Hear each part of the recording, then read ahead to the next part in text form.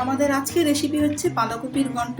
আমি বাঁধাকপি কেটে ধুয়ে রেখেছি আর আলুটাও কেটে ধুয়ে রেখেছি।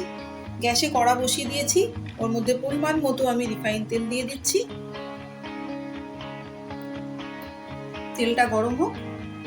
আমার তেলটা গরম হয়ে গেছে, আমি ওর মধ্যে দিয়ে দিচ্ছি 5 ফোড়ন আর দিয়ে দিচ্ছি 4টে কাঁচা লঙ্কা,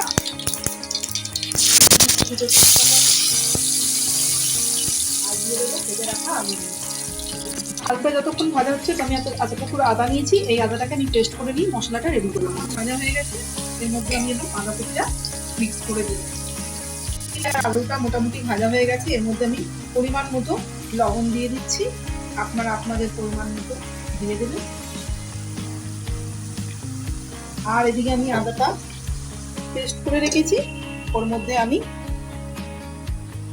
লঙ্কার গুঁড়ো দিয়ে দিলাম 1.5 চামচ মতো, যেহেতু 4টে কাঁচা লঙ্কা দিয়েছি।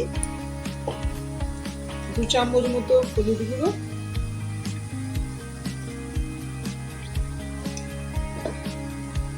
1 চামচ মতো জিরে গুঁড়ো, আর 1 চামচ মতো ধনে গুঁড়ো। আমি লবণটা ভালোভাবে মিক্স করে দেবো।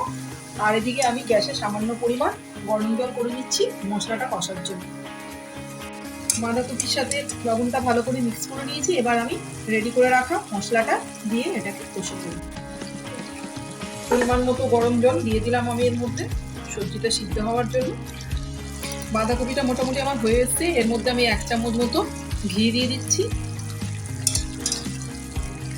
আর দিয়ে দিচ্ছি 1 চামচ মতো চিনি, আর দিয়ে দিচ্ছি 1 চামচ মতো গরম মশলা দিয়ে সব মিক্স করে দেবো। আমার বাঁধাকপির ঘন্ট রেসিপিটা আমাদের তৈরি হয়ে গেছে।